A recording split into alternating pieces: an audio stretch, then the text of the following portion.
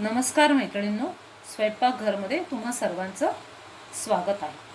तर आज मी बनवणार आहे गरमागरम उपमा।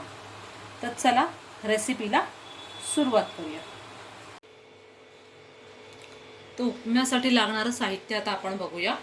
1 वाटी रवा, 2 चमचे तेल, हिंग, अर्धा चमचा राई, अर्धा चमचा जिरं, एक मोठा आकाराचा कांदा बारीक चिरून घेतला आहे, एक मोठ्या आकाराचा टोमॅटो बारीक चिरून घेतला आहे आणि 3 हिरव्या मिरच्या मी उभ्या चिरून घेतल्या आहेत आणि चवीपुरतं मीठ।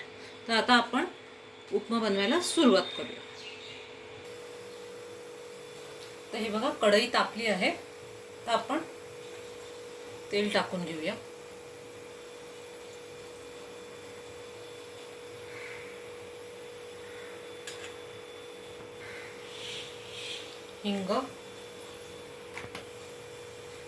हिंग घालून घेतलं। आता राई चांगली तडतडली। जिरं,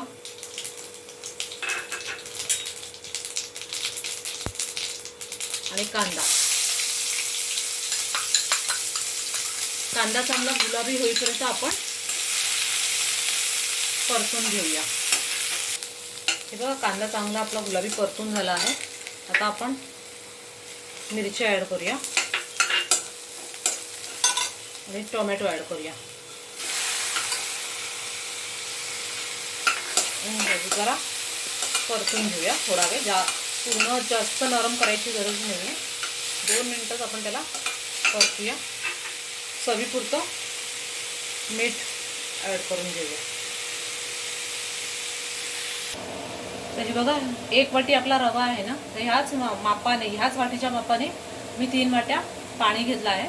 आता हे पाणी आपण उकळायला ठेवूया आणि हा रवा आपण आता ह्याच्यात भाजून घेऊया। हा कच्चा रवा होता माझ्याकडे, तुमच्याकडे जर भाजलेला असेल तर तुम्ही डायरेक्ट त्याच्यात वापरू शकता, पण हा माझा कच्चा आहे, तो मी आता ह्याच्यात भाजून घेणार आहे।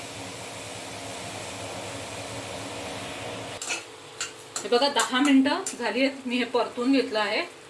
आपलं पाणी पण उकळलं आहे। आता आपण पाणी ॲड करूया, पण पाणी एकदम ॲड करू नका, गरम आहे, अंगावर उडायची शक्यता असते।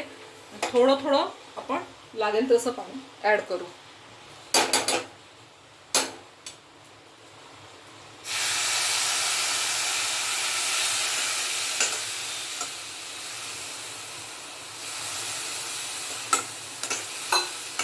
हे बघा, बरोबर झालं आहे पाणी आपला पूर्ण रवा पाण्यात भिजला आहे। गॅस बारीक आहे। सगळं व्यवस्थित मिक्स करून घ्या आणि 2 मिनिटं झाकण ठेवा। तर हे बघा, 2 ते 3 मिनिटं झाली आहेत। आपण झाकण ठेवून झाकण बाजूला करून बघूया। हे बघा, पूर्ण पाणी शोषून घेतलं आहे रव्याने, व्यवस्थित झालं आहे।